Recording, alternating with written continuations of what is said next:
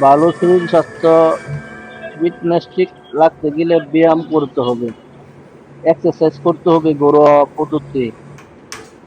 কোনো টাকা লাগবে না, কিছু যন্ত্র কিনলে হবে। আর আপনার চেষ্টা আর দেখা গেল পরিশ্রম, তাহলে আপনার বডি ফিটনেস ভালো থাকবে, শারীরিক স্বাস্থ্য ভালো থাকবে, ফ্যাট গুলো বাইরে হয়ে যাবে, ফ্যাট জাতীয় খাবার খাওয়া যাবে না।